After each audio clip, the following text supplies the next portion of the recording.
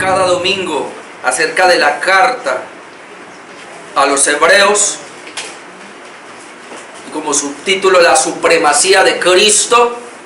Vamos a adentrarnos, hermanos, en la última parte del tema que venimos llevando cada domingo, y los últimos 2 domingos sobre el sumo sacerdocio de Jesús. Estamos viendo el sumo sacerdocio de Jesús. Habíamos visto capítulo 4 de Hebreos, versículos 14 al 15, características del sumo sacerdocio de Jesús. Veíamos hace 8 días capítulo 5, versículos 1 al 4 o 1-3, principios universales del sumo sacerdote. Y hoy quiero hablar acerca del cumplimiento del oficio sacerdotal de Jesús, versículos 5 al 10. El cumplimiento del oficio sacerdotal de Jesús. Es decir, veíamos hace 8 días que hay unos principios universales para el sumo sacerdocio, que debía ser escogido por Dios de entre el pueblo. Veíamos su papel, debía ofrecer sacrificios y ofrendas por el pueblo, y veíamos su paciencia, debía ser paciente por su misma condición débil. Hoy vamos a ver cómo Jesucristo cumplió esos 3 propósitos para poder ser sumo sacerdote. Por eso el tema es el cumplimiento del oficio sacerdotal de Jesús. Y aunque Él cumplió esas 3 partes, yo tengo solo 2 puntos esta mañana, y me quiero enfocar en número 1, en el nombramiento de Cristo como sumo sacerdote, versículos 5 y 6, y el camino a su nombramiento como sumo sacerdote, versículos 7 y 10. Y ahí esos 2 puntos cumplen los propósitos generales o los principios generales del sumo sacerdote. Así que vamos a volver a leer los versículos desde el 4, Hebreos, capítulo 5, versículo 4, vamos a leer inclusive. Dice: y nadie toma para sí esta honra sino el que es llamado por Dios, como lo fue Aarón.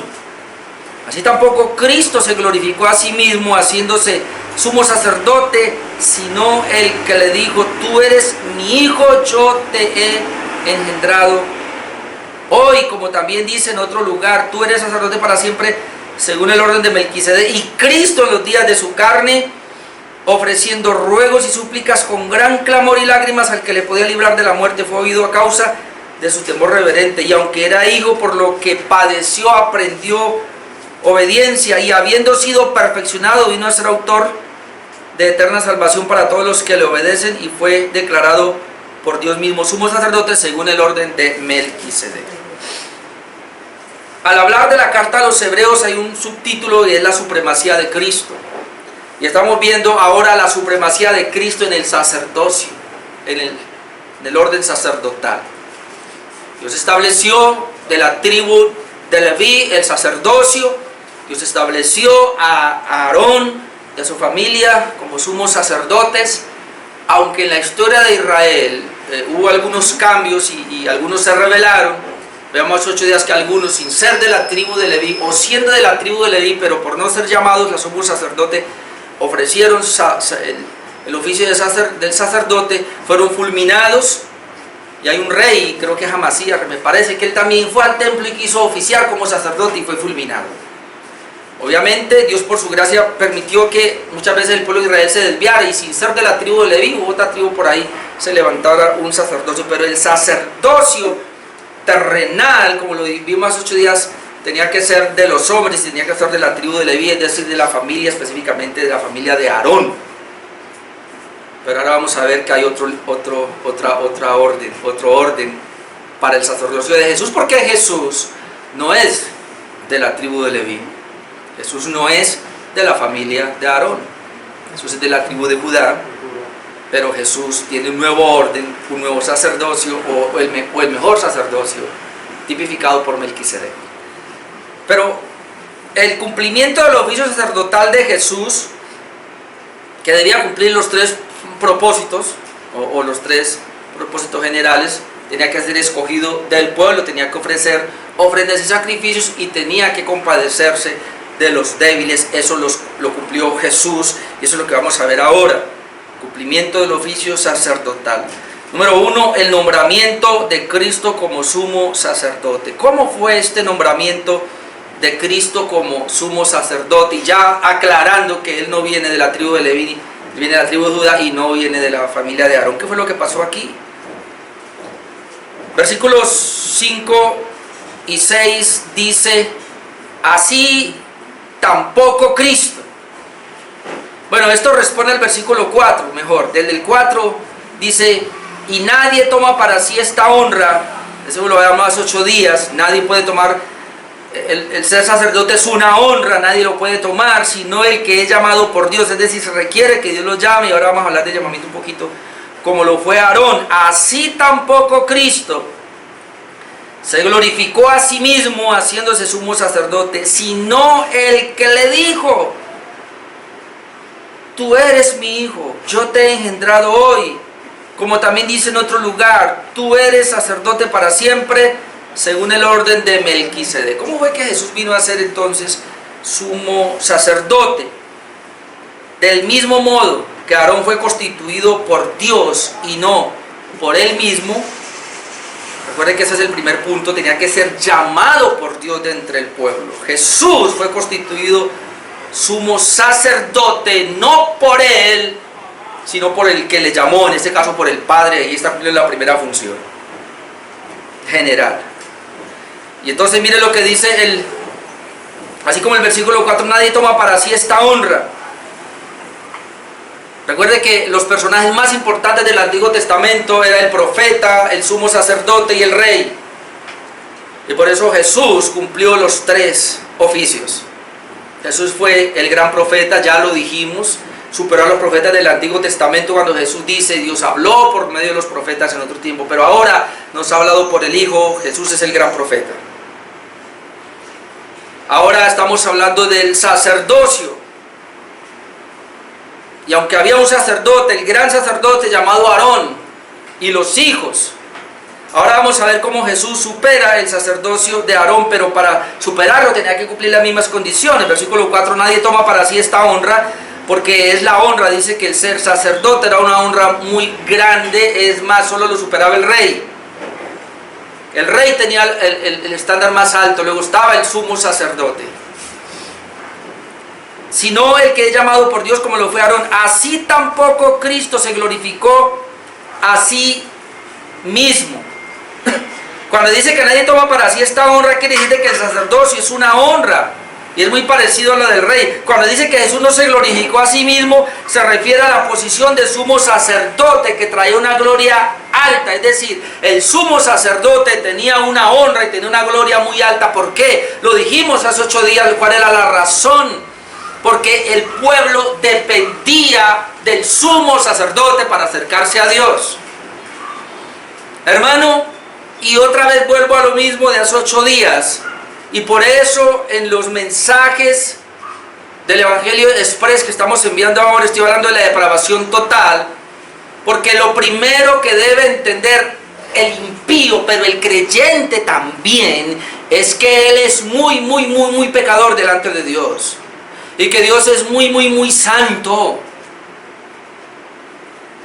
Yo soy cristiano, Dios ya me salvó, yo soy justo. Espere tantico, como dicen por ahí. Usted no se puede acercar a Dios, a pesar de que es salvo, si no es a través de nuestro gran sumo sacerdote llamado Jesucristo. Porque tú siempre sigues pecando. Y ese pecado tuyo siempre va a ofender a Dios. Así que yo necesito y requiero de ese sumo sacerdote. No voy a explicar eso porque yo ya lo expliqué, pero el pueblo sabía lo que era tener el sumo sacerdote. El pueblo sabía que si no había un sumo sacerdote, Dios no iba a aceptar el sacrificio, Dios no iba a acercarse a ellos, Dios no los iba a oír porque se necesitaba el intermediario. Y por eso lo dejamos claro hace 8 días, que Jesucristo es el único Dios y es el único intermediario entre Dios y los hombres. Y dice Jesucristo hombre, es decir, Jesucristo hombre, para recalcar que se necesitaba que fuera divino y humano, Jesucristo, para poder ser el mediador, nuestro gran sumo sacerdote. Ahora, esta posición que es dada solamente por Dios en el Antiguo Testamento, hoy se debe tomar también con mucha seriedad y comprender que el llamado a ser oficial en una iglesia también debe ser llamado por Dios. Y lo está dejando claro. El pastor no es sumo sacerdote. El pastor tampoco. El pastor es una especie de profeta en el sentido de que habla la palabra de Dios. Y el pastor es una especie de rey en el mismo sentido que la iglesia también pueden ser reyes. Porque Dios gobierna a través de nosotros. Esa sería la única manera. Pero el único sumo sacerdote, el único mediador es Jesucristo. Ese sumo sacerdocio el Señor no lo comparte con nadie.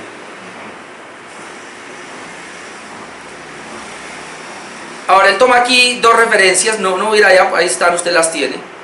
Así tampoco Cristo se glorificó a sí mismo, es decir, él no se puso, él no se llamó haciéndose sumo sacerdote, sino que el que le dijo, y aquí el Salmo 2, que habíamos dicho que es un salmo mesiánico, está hablando Jesucristo, el Padre, perdón, está hablando el Padre del Hijo, y le está diciendo al Hijo, pídeme y te daré por herencia todas las naciones, y en el Salmo 2:7 dice, tú eres mi Hijo, yo te he engendrado hoy. Y estábamos hablando ya la vez pasada, cuando había tocado ya esa parte de Hebreos, que se refiere a la divinidad de Jesús. Tú eres mi Hijo en la eternidad, yo te he engendrado. La palabra engendrado no es que tuvo un inicio, sino que siempre ha estado con el Padre como Hijo. Ese es ser engendrado.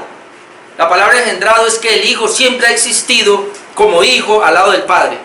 Ese es engendrado. No es que él tuvo un inicio, sino que siempre ha estado como Hijo. Esa es la palabra engendrado. Para decir engendrado, para decir que el Padre es uno y el Hijo es otro. La palabra engendrado lo que significa es eso, que el Hijo siempre ha estado con el Padre. Eso es, no podemos ir más allá de lo que la Biblia no nos dice.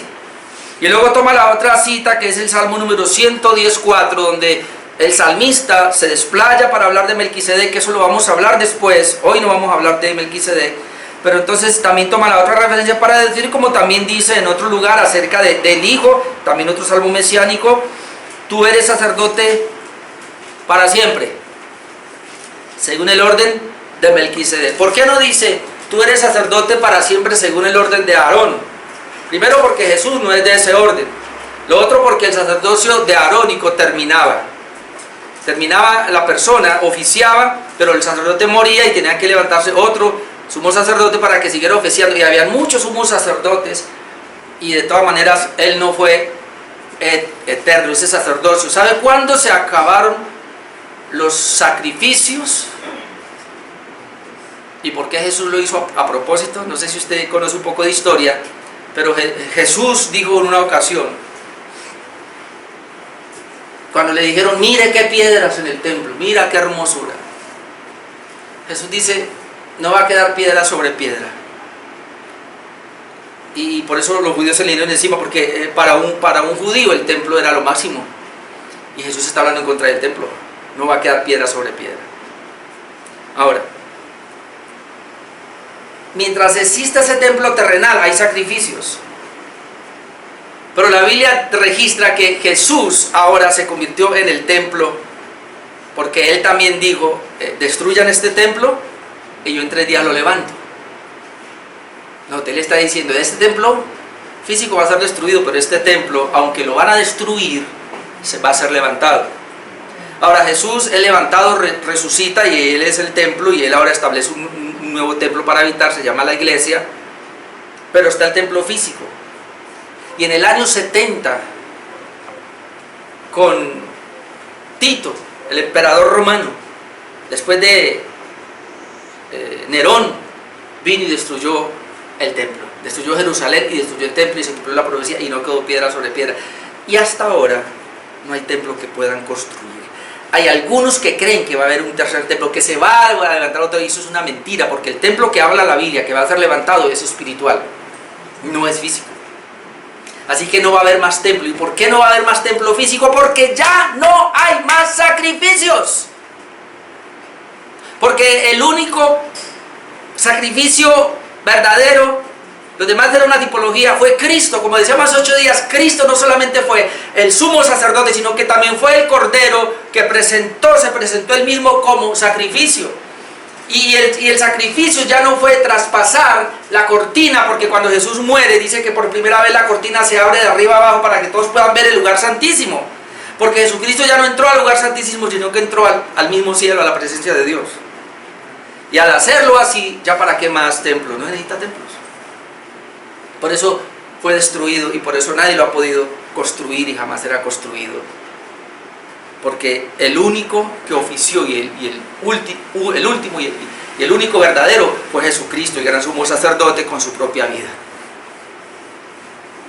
Así que tanto el Salmo 2 como el Salmo 104 está hablando. Ahora, ¿pero por qué mete a Melquisedec? Bueno, en el capítulo 7 vamos a hablar de Melquisedec. Tú eres sacerdote para siempre, según el orden de Melquisedec, ya no es según el orden de Aarón, porque eso ya se acabó. Pero el sacerdocio de Cristo está más alto por encima del de Aarón, porque es según el orden de Melquisedec. ¿Sabía usted que Melquisedec es el único que aparece en la Biblia? Génesis 14 usted lo busca como rey y sacerdote. No recuerdo si profeta, pero por lo menos sé que es rey y sacerdote. Dice que salió Melquisedec a encontrarse con Abraham y dice sacerdote del Dios Altísimo. Melquisedec era sacerdote del Dios Altísimo y dice que también era rey de Jerusalén. Rey de paz, o sea, rey de Jerusalén. Y obviamente está hablando una tipología de Jesucristo, que es el único que es rey y sacerdote, Jesucristo. Ahora, no vamos a hablar de Melquisedec porque se desplaya ya, pero ¿qué es lo único que nos interesa ahorita de Melquisedec? De que el sacerdocio de Melquisedec es eterno, permanece para siempre. Y era una tipología. Ahora, no es que literalmente, me estoy adelantando al capítulo, no es que literalmente ahora permanezca el sacerdocio de Melquisedec. No, cuando dice que permanece para siempre, lo que quiere decir es que Melquisedec no se le conocen ni los días primeros, ni se le conocen los días después. Es decir, aparece en la historia y entonces aparece como eterno. Eterno porque no tiene principio ni tiene fin, como lo vamos a ver después. Y él ofició entonces en un sacerdocio del Dios Altísimo, y entonces tanto el salmista en el Salmo 110 como Hebreos lo toman como referencia para decir que es una tipología de Jesucristo. Entonces lo que nos interesa ahora, que Jesucristo, el sacerdocio es según el orden de Melquisedec, es que es un sacerdocio eterno. ¿Amén? Eso es lo que nos interesa. Pues yo quiero sacar algo más de aquí del nombramiento de Cristo como sumo sacerdote, y es lo siguiente.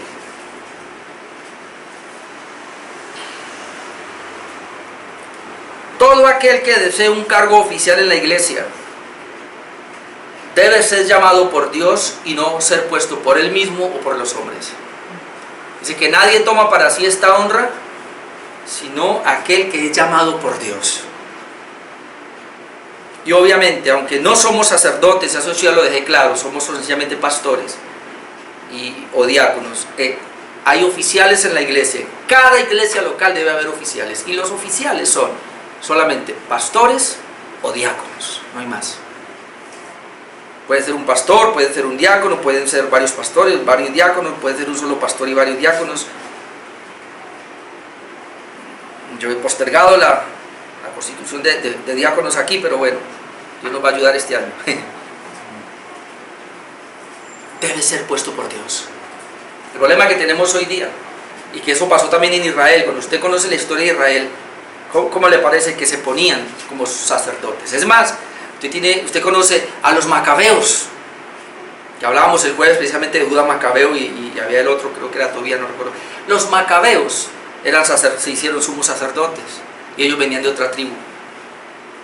Y hubo otras tribus por ahí. Es más, en el tiempo de Jesús, creo que los sacerdotes que se ponían ni siquiera eran de la descendencia de Leví, sino de otras tribus. O sea, porque esto les importó poco. Por lo que yo quiero resaltar aquí, y voy a aprovechar un momento, tan siquiera le quiero mostrar algunos pasajes, de que así como el sumo sacerdote, y dice, nadie toma para sí esta honra, y aún en el versículo 5, tampoco Cristo se glorificó a sí mismo, sino el que lo llamó. Es decir, Cristo es sumo sacerdote no por él, sino porque así lo planeó el Padre. Y el Hijo y el Espíritu Santo, es decir, todo estaba planeado por Dios mismo. Entonces nadie puede ponerse como pastor si no es puesto por Dios. Y entonces en Hechos capítulo 20, versículo 17, vamos a ir allá un momento.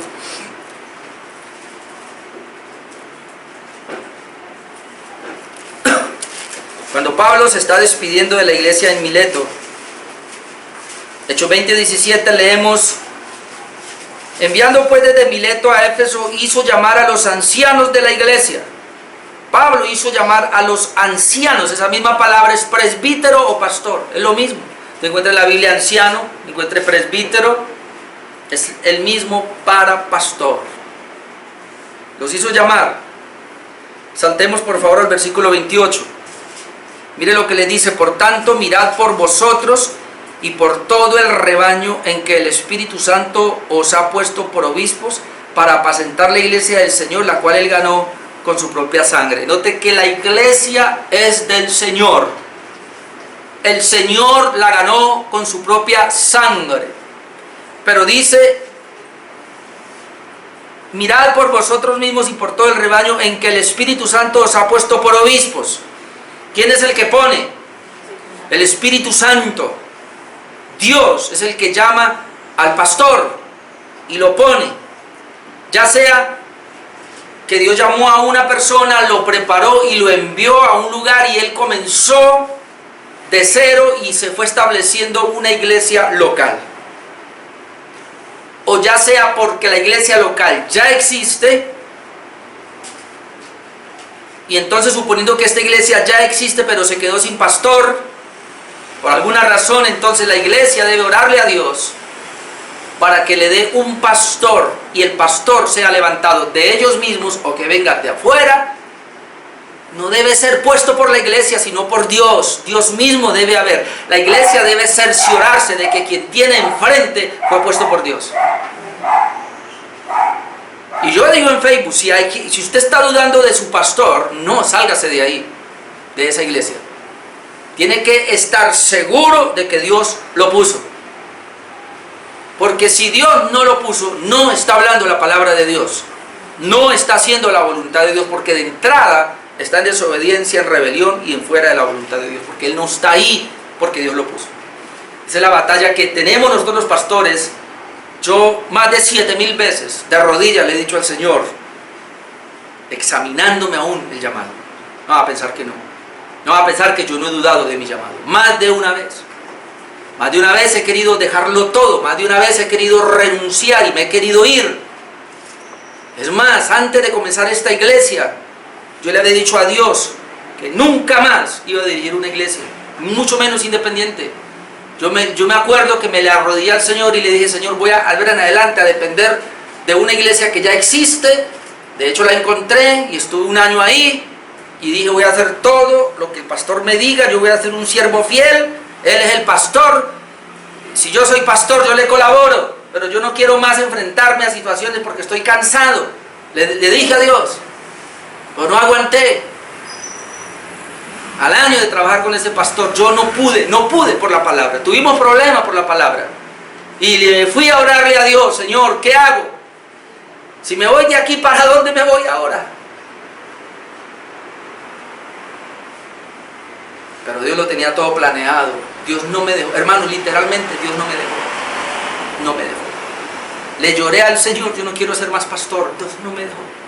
¿Y sabe por qué me di cuenta? Porque cada vez que yo predicaba, veía a los hermanos responder. Y cuando yo dije no, me rodearon como 20 hermanos a decirme que sí.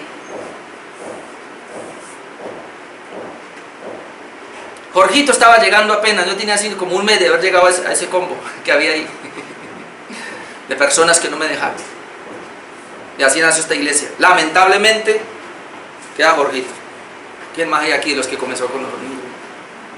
Ustedes llegaron ya mi familia llegó, pero cuando ya yo había arrancado. Pero no estuvieron en esa batalla que tuvimos ahí de salir y de comenzar una iglesia. Fue duro, un mes. Yo le dije al Señor: Dios, yo no sé qué va a pasar en esta parte. Una cosa solamente le pedí, una cosa le pedí. Escúcheme, hermano, ya, y esta iglesia ya tiene 9 años. Una cosa le pedí. ¿Sabe qué le pedí? Yo no quiero tener problemas financieros, Señor, porque venía cansado de eso. Y en estos 9 años nunca me he colgado con el arriendo y no he tenido problemas financieros. Yo no le dije: dame una iglesia grande, no le dije esto, le dije: yo no quiero tener problemas financieros. Y Dios hasta aquí me ha respaldado en eso. Ha venido cuanta gente y se ha ido cuanta gente. Y están ustedes hoy aquí. Y así, por estar con ese ministerio, surgió la iglesia en Tuluá. Y déjeme decirle que Tuluá ya está igual a nosotros. El domingo pasado teníamos 18 personas, 14 adultos teníamos 4 niños. Y va para arriba esa iglesia. Y no sé Dios qué va a hacer. Pero yo sí sé algo. Yo tengo un llamado de Dios. Estoy seguro. Y Efesios 4 dice que el Señor mismo constituyó. Y la misma iglesia de Efesios, en Apocalipsis, después lo lee, 2:2, dice que el Señor alaba a la iglesia de Éfeso porque dijo: has probado a los que te dicen ser apóstoles y no lo son, y los has hallado mentirosos. Porque la iglesia de Éfeso comprendió que los únicos apóstoles que Dios estableció fueron los 12, y que una vez murieron ya no hay más apóstoles, como tampoco hay más profetas. Qué pena tener que decirle esto, y si alguno no lo ha comprendido todavía, le va a tocar investigar un poco más. Pero hoy día no hay apóstoles, ni hay profetas. Voy a decirlo con mucho temor: todo apóstol que haya hoy día dice ser apóstol, y todo profeta que haya hoy día dice ser profeta o profetiza o apóstola, son falsos y nunca fueron llamados por Dios. Porque lo único que Dios tiene hoy día es el pastorado, no tiene más. Me da temor decirlo, porque eso es lo que la Biblia enseña. Y eso es lo que estamos viendo acá. Cuando dice que ni Jesús ni siquiera tomó para sí esa propia gloria de ser sumo sacerdote, sino que el que lo constituyó. Aarón no tomó para sí esa gloria, sino el que lo constituyó. Tú y yo debemos de temblar si usted está pensando ser pastor. Carlos Spurgeon decía lo siguiente, le decía a los estudiantes, Carlos Spurgeon le dijo a los estudiantes lo siguiente: ¿ustedes están seguros de que son llamados al ministerio? Le digo, si usted, estudiante que dice que es llamado al ministerio, puede escapar, escapa del llamado. Si usted puede ser mejor en otro trabajo, váyase para ese trabajo. Pero si usted ve que no puede allá, usted ve que no puede allá, que solamente usted puede acá, y que se va a morir aquí, y que es lo que nace en su corazón y es lo que anhela hacer, usted es llamado por Dios. El verdadero llamado por Dios no está detrás de la fama, no está detrás de promociones, no está detrás de dinero, no está detrás de la comodidad, está detrás de la bendita palabra de Dios, y lo único que le importa es enseñarla. Pase lo que pase. Pero hoy no hay eso. Hoy yo me doy cuenta de gente saliendo. Yo vuelvo y le digo, yo he querido salir porque yo tuve muchos problemas. Pero hay gente que con facilidad deja el ministerio. ¿Sabe? Esta pandemia, yo me quedaba aterrado.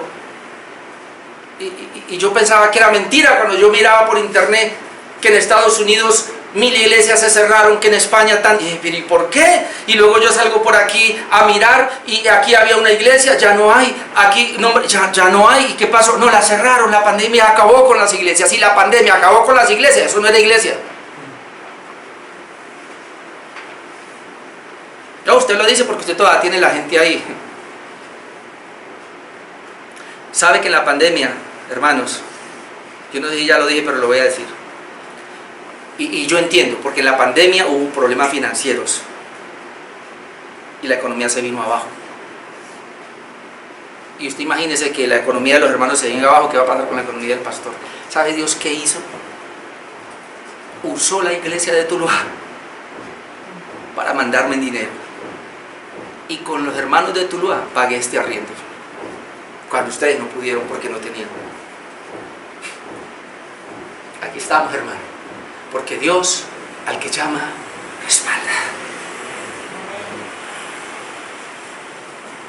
No me voy a quedar ahí, Señor, porque es el nombramiento de Cristo como sumo sacerdote, y también, si alguien es llamado al ministerio, debe tener ese llamado. ¿Y quién va a entender ese llamado? El que lo tiene. Ni siquiera la familia lo puede entender. Número 2, el camino a su nombramiento como sumo sacerdote.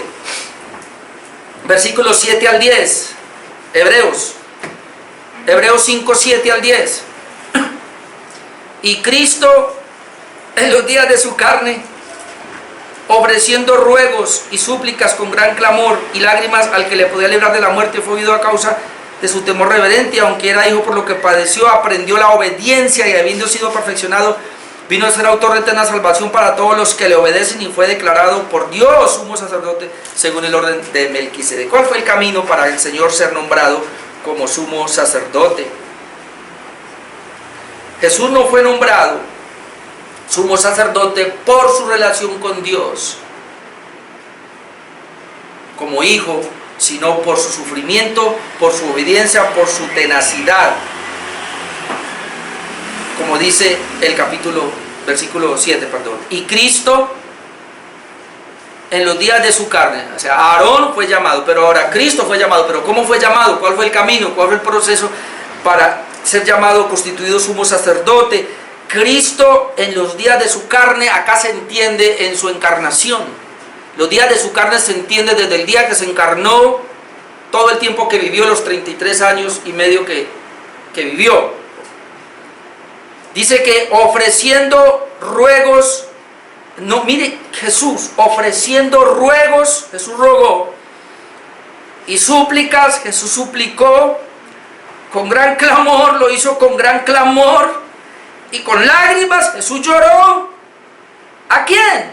Al que le podía librar de la muerte, y fue oído a causa de su temor reverente. El sufrimiento estuvo en Cristo para poder ser sumo sacerdote. Recuerde, habíamos visto la vez pasada que Él se compadece de las personas débiles, porque Él también padeció de lo mismo. Él fue tentado en todo, y esa es la razón para poder Jesús ser nuestro gran sumo sacerdote. Él tenía que haber tomado la forma humana y tenía que haber padecido todo lo que padecemos nosotros los humanos para poder socorrernos, para poder ayudarnos. La única diferencia es que Él no hubo pecado, es que Él no pecó. Pero en lo demás, y la mayoría de los teólogos concuerdan de que el versículo 7 está hablando acerca de Getsemaní, que ya no alcanzo por mi tiempo, pero le voy a dejar la cita, que sería Mateo 26, 36 al 46. En Mateo 26, 36 al 46 está el relato, y otros pasajes de los evangelios paralelos a ese pasaje. El relato de Getsemaní. Recuerde, lleva a los discípulos al monte de Getsemaní, o al huerto mejor de Getsemaní, es un huerto. Dice que le dijo: acompáñenme a orar. Ese es el jueves en la noche, eso fue antes de la muerte, es la noche que vienen por Él. Y Él se va con los apóstoles y les dice: ayúdenme a pasar este trance, porque dice que está triste hasta la muerte. Él estaba acongojado. Ahora, ¿por qué el Señor estaba acongojado? Hermano, míreme, es el Hijo de Dios, es la última noche. Esa noche vienen por Él, lo van a lacerar, le van a poner la corona de espinas, Él va a comenzar a sufrir. Desde ahí comenzó el sufrimiento hasta que va a la cruz, y a las 12 muere, iba a morir del otro día en la cruz. Ahora, no sabemos qué pasó, pero ahí está Dios, ahí está Jesucristo. Jesucristo, una sola persona con sus dos naturalezas, ahí está. Y Él en su carne comenzó a experimentar, por el hecho de ser Dios, yo no sé cómo decirlo, pero por el hecho de ser Dios, sabía todo lo que le iba a pasar en el día. Y fácilmente, por ser una sola persona, no sé cómo explicarlo, fácilmente le comunica a su humanidad, o Él ya lo sabía, o digámoslo de otra manera, el Mesías que había sido profetizado mejor en el antiguo pacto, sus profecías eran de sufrimiento y que tenía que ir a la muerte. Iba a ser hasta maldito por el Padre. Es más, cuando uno lee Isaías 53, uno ve el clamor aún porque el Padre lo abandona. Y hay muchos pasajes que hablan. Entonces, el Mesías como tal ya sabía el sufrimiento. Entonces, Jesús como humano sabía lo que le tocaba. Por eso le dice a los discípulos: acompáñenme a orar. Y ahí es donde la oración es tan valiosa. Porque entendemos que algo pasa cuando un hermano nos ayuda a orar. Cuando usted ora por el pastor, hermano, el pastor va a coger fuerzas, porque algo pasa. Y Jesús dice: acompáñenme a orar. Fue y dijo: quédese acá, los dejó orando, se llevó a 3 de sus discípulos: acompáñenme a orar, Jacobo, Pedro y Juan. Y luego Él obviamente se fue más lejos, dice, a orar. Oró 1 hora, cuando viene los encuentra durmiendo. Les dice, ustedes no han podido, los despierta, ustedes no han podido velar conmigo una hora. Velen para que no entren en tentación. Pero ¿cuál fue la oración? La oración fue así: Padre, si es posible, pasa de mí esta copa sin que yo la beba, pero hágase tu voluntad. ¿Sabe qué está diciendo? La copa allí, todos están de acuerdo que se está hablando de la copa de la ira de Dios. Dios estaba airado con el pecador, estaba airado con usted por el pecado y conmigo. Y lo que Jesús está diciendo es: Señor, en otras palabras, ¿hay manera de salvar a tu pueblo sin que yo vaya a la cruz? Eso es lo que está diciendo. Jesús, si es posible, pasa de mí esta copa. Es decir, Señor, aunque ya los habíamos hablado, aunque ya está planeado, aunque es parte del decreto, en mi humanidad, Señor, porque lo estoy padeciendo, porque lo estoy sufriendo ya, hay manera de salvar al hombre sin que yo vaya a la cruz a sufrir esos tormentos. Volvamos a leer Hebreos 5, 7. Y Cristo en los días de su carne, ofreciendo ruegos y súplicas, un gran clamor y lágrimas, al que le podía librar de la muerte, fue oído a causa de su temor reverente. Dice que al que le podía librar de la muerte. Jesús no estaba hablando, y ahí él no está hablando de la muerte natural, porque Jesús en su humanidad no iba a ser tan cobarde, porque los romanos habían establecido la máxima pena de muerte, la cruz, y en el tiempo de Jesús había mucha crucifixión. De hecho, Barrabás iba a ser con los dos que estaban ahí iban a ser crucificados. De hecho, Jesucristo murió al lado de dos ladrones que crucificaron. Jesús no está hablando, y aquí no está hablando de la muerte natural. Cuando Jesús le dice al Padre: Padre, si es posible, pasa de mí esta copa sin que yo la beba, Él no está hablando de su muerte física, está hablando del infierno que iba a sufrir en esa cruz. Porque Apocalipsis dice que la segunda muerte es el lago de fuego. Jesús está diciendo: Señor, puedes salvar la iglesia, a tu pueblo, sin que yo tenga que padecer el mismo infierno, es decir, sin que yo muera la muerte segunda. Por eso dice que él lloraba con lágrimas, y dice: suplicó con gran clamor y lágrimas al que le podía librar de la muerte. Pero dice: y fue oído a causa de su temor reverente.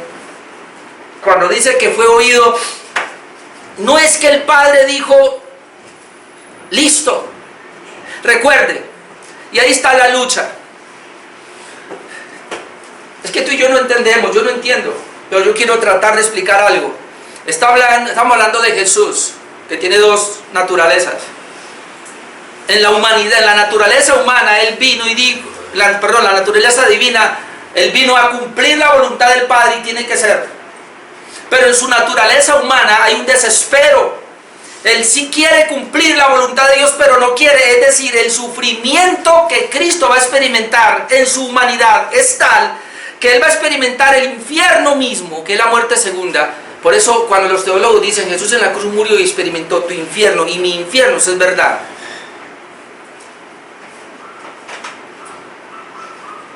Y eso era lo que Él temía. Y cuando dice que fue oído a causa de su temor reverente, no es que el Padre le dijo: tranquilo Jesús, no, cambiamos de planes, no. Cuando dice que fue oído, más bien fue que Él vino, como dice Lucas, y envió un ángel y le fortaleció. Porque la agonía de Jesús era tal que dice Lucas que su sudor eran como gotas de sangre que caían. El sufrimiento de Jesús fue tal que se le reventaron las pupilas. y comenzó a chorrear sangre de sus sienes, porque él estaba reventado, humanamente digámoslo, porque ella estaba padeciendo la cruz. Versículo 8, y aunque era hijo, por lo que padeció, aprendió la obediencia. Ahora, miren lo que dice Juan 12, un momentico, y 27. Porque veíamos que él dice, Señor, pasa de mí esta copa, sin que yo la beba. Pero en Juan 12, versículo 27, leemos así: ahora está turbada mi alma, ¿y qué diré? Padre, sálvame de esta hora, mas para esto he llegado a esta hora. Y yo quiero que entienda, Juan está diciendo que Jesús dijo, yo no voy a decir que me salve de esta hora. Pero usted lo ve en Getsemaní diciendo que él sí decía, Señor, hay manera de que me salve de esta hora. Entonces ahí está la lucha, en que él vino a cumplir la voluntad de Dios, a obedecer a Dios. Pero entiéndalo, por favor, él es humano. Y en la humanidad, yo no sé si usted entiende esto, en la humanidad Jesús sufrió lo que yo tenía que sufrir en el infierno eternamente para poderme salvar. Jesús sufrió mi infierno como Jesús sufrió tu infierno para poderte salvar. Por eso ahora el versículo 8 dice, y aunque era hijo, está hablando de la divinidad, ¿eso qué importa? Por lo que padeció, aprendió la obediencia. Y quiero aclarar ahí esa parte, aprendió la obediencia. No se refiere a que antes fue desobediente, porque él fue perfecto y sin pecado, sino que se refiere a su camino hasta el fin de su plan. Es decir, cuando aprendió la obediencia, es que en la humanidad Jesús, desde que nació hasta que murió, vivió una obediencia perfecta. Usted después lo va a buscar, pero Romanos 5:19, porque ya no alcanzo. Romanos 5:19 dice que Adán fue un desobediente y todos fuimos pecadores, pero Cristo fue obediente. Y está el paralelo entre el Adán desobediente y Cristo obediente. Y en Filipenses 2:8 dice que Jesucristo fue obediente hasta la muerte, y muerte de cruz. Cuando habla de la obediencia, que él fue obediente, dice aquí que por lo que padeció aprendió la obediencia, es decir, él obedeció en medio de los padecimientos. Míreme, hermano, al Señor no le importó el sufrimiento, el Señor le importó fue obedecer a Dios, a su Padre. Y ojalá que vayamos aprendiendo esos principios. Leamos un momentico Hechos 2, 23, 24, que me parece muy importante. Hechos 2, 23, 24. Mire lo que dice Pedro. Hechos 2, 23. A este, está hablando de Jesús, entregado por el determinado consejo y anticipado conocimiento de Dios, prendisteis y matasteis por manos de inicuos, crucificándole, al cual Dios levantó, suelto los dolores de la muerte, por cuanto era imposible que fuese retenido por ella. Era imposible que Jesús fuese retenido por la muerte. Es decir, si bien es cierto que Jesús dice que clamó al que le podía librar de la muerte y fue oído a causa de su temor reverente, ese le podía librar de la muerte, lo que está diciendo es que el Señor lo capacitó y lo preparó. Dios lo preparó precisamente para que como humano sufriera el infierno, porque él sufrió la segunda muerte, que es el infierno, y luego Dios mismo, después del sufrimiento y después de pagar el infierno que Jesús sufrió en la cruz, fue pagando la deuda tuya y la mía y de la iglesia, y hasta que pagó la última deuda de nuestros pecados, entonces dice que era imposible que fuera retenido por la muerte. Por eso él resucitó, el Padre lo resucitó, él mismo resucitó y el Espíritu Santo lo resucitó. ¿Quién resucitó a Jesús? Pues el Padre, el Hijo y el Espíritu Santo. El mismo Dios resucitó a Jesús. Es decir, Jesús, no como algunos dicen que Jesús fue al infierno. Escuche lo que le voy a decir. Algunos enseñan que Jesús, después de que murió, fue al infierno a predicarle a los gentiles. Eso es mentira. Ahora lo vamos a ver con Judas. Él sí fue al infierno y él sí experimentó el infierno, pero el infierno lo experimentó en la cruz. Porque la copa de la ira de Dios fue derramada. ¿Cuándo fue derramada? Mateo capítulo 27, usted va a leer que llegó el momento donde Jesús está allí y él dice: Elí, Elí, lama sabactani. ¿Qué es eso? Dios mío, ¿por qué me has desamparado? Nunca. Y eso tampoco lo puedo entender. Dios mío, mi cabeza no me da. Pero nunca el Padre y el Hijo se separaron. Jamás, porque no se pueden separar. Pero ahí, cuando Él estaba pagando en la cruz el precio de tu pecado y mi pecado, el Padre, yo no sé cómo es esto, lo abandona, porque Jesús dice: ¿por qué me has abandonado? ¿Para qué lo abandona? Para derramar la copa de la ira sobre el Hijo. Es decir, Dios estaba irado contigo y estaba irado conmigo debido a mi pecado. Pero Jesús, mi Cordero, que en esa cruz se entregó por mí, asumió toda la ira que Dios tenía para mí y sobre la iglesia lo asumió Jesús, y castigó a Jesús el infierno que tú y yo merecíamos. Así que en esas 3 horas que Jesús estuvo en esa cruz, es más, yo me atrevo a decir que desde el mismo Getsemaní, cuando Él clamaba que lo librara de la muerte, estaba sufriendo el infierno mío. No, qué salvación, Señor. Regáleme 5 minutos y termino. Jesús, por su obediencia y perfección, logró la salvación eterna. Mire el logro tan tremendo. Ahora versículos 9 y 10. Y habiendo sido perfeccionado.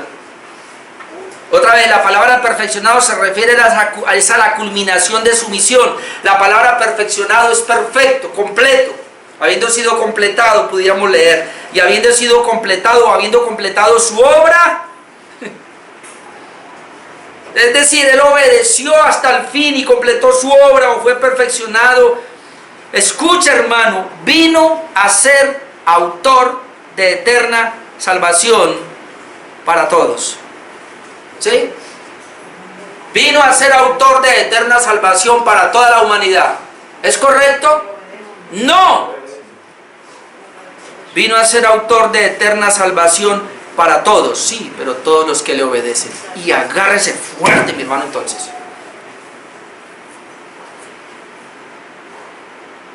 La salvación que Jesús consiguió en la cruz no fue para cristianos desobedientes. De hecho, un cristiano desobediente no tiene la salvación de Cristo. Voy a leer lo que dijeron algunos. Dijo el teólogo Guthrie, dijo: obedecer en el sentido de someter la propia voluntad, entendimiento, conducta o lealtad a la voluntad de otro. El que vino el jueves, oyó el mensaje del jueves y entendió la palabra siervo de Jesús, que es dulos, comprende lo que estoy diciendo. No, yo soy cristiano, pastor. Muéstremelo por la obediencia. Yo te veo desobediencia y te digo: tú no eres cristiano nada. Porque la Biblia así lo dice. Ahora mire lo que dice F.F. Brooks. Dice, describe el concepto de obediencia adecuadamente cuando dice: la salvación que Jesús ha logrado es concedida a todos aquellos que le obedecen. ¿Hay algo apropiado en el hecho de que la salvación que fuera lograda por la obediencia del Redentor sea accesible a la obediencia de los redimidos? Es más, lo que él está diciendo es lo siguiente, y me llamó la atención, por lo traje. Si a Jesús, para poderme salvar, le costó obedecer, ¿usted cree que la salvación que me entregó a mí no es para obedecer? Por eso yo tiemblo. Y por eso cada vez que estudio más teología teología es Dios, aprendo más de Dios, en su palabra, entro en un miedo. Porque hermano, si a Cristo le costó la salvación por medio de la obediencia, es para que el que recibe la salvación obedezca. Es por, como alguien me va a decir por ahí, como el juez yo explicaba, o sea que la salvación es por obras. No, usted no ha entendido la salvación. La salvación es por la gracia de Dios y Cristo hizo todo, pagó el precio para poderme salvar. Pero cuando Él da la salvación, el que recibe la salvación, la recibe para santificarse, la recibe para hacer obras, la recibe para ser obediente, de donde quien no se santifica, quien no hace buenas obras, quien no es obediente, no ha recibido nada. Y lo está haciendo en su propia fuerza, ¿Sabe cuál es el error más grande? Y por eso yo estoy hablando en los temas de depravación total, y le decía a mi esposa, el error más grande que comete la gente es pretender ser cristiano sin serlo. Es decir, hoy cada uno de nosotros al salir de aquí va a salir tocando su vida. ¿Realmente soy hijo de Dios? ¿Realmente la obra de Cristo en la cruz me afectó a mí? O sea, yo soy salvo. Porque si no, usted lo que está haciendo es procurando ser cristiano sin serlo. Y por eso es que se cae cada rato. Y por eso es que sus fuerzas no le aguantan de aquí a allá. Jesús le aguantó hasta el último momento, porque fue llamado por el Padre. Y estoy seguro que si usted ha sido llamado por el Padre a la salvación, como yo estoy seguro que lo he sido, voy a aguantar hasta el último momento. No voy a ponerle excusas a la obediencia. No voy a decir esto sí, esto no. Voy a servir al Señor como esclavo que soy. Me voy a entregar y le voy a decir, Señor, para las que sea. Pero es que el mundo, y a mí que me importa el mundo. Pero es que mi mamá, y a mí que me importa mi mamá. Pero es que mis hijos, a mí que me importan mis hijos. Me importa el Salvador de mi alma, que se llama Jesucristo. Y a Él le voy a dar mi vida y se la voy a rendir. Porque dice la Escritura, y habiendo sido perfeccionado, vino a ser autor de eterna salvación para todos los que le obedecen. Y luego dice, y fue declarado por Dios sumo sacerdote, según el orden de Melquisedec. Que lo vamos a ver en el capítulo 7. Así que si a Jesús le costó la vida, cantamos ahora esa canción, menguar para que Él crezca. Si a Cristo le costó la vida salvarme, a mí me tiene que costar la vida mantener esa salvación. Amén. Lo digo otra vez y termino con esto. Si a Cristo le costó la vida salvarme, a mí me tiene que costar también la vida mantener esa salvación. ¿Y cómo me va a costar? Renunciando a mí mismo. Cuando usted ni siquiera puede dar para la obra, usted se ama tanto a sí mismo y ama tanto su dinero, que usted suple su casa, su arriendo, sus servicios, su todo, pero le importa 5 la iglesia. Usted no sabe qué es la iglesia del Señor, porque usted se ama a sí mismo y ama ese dinero.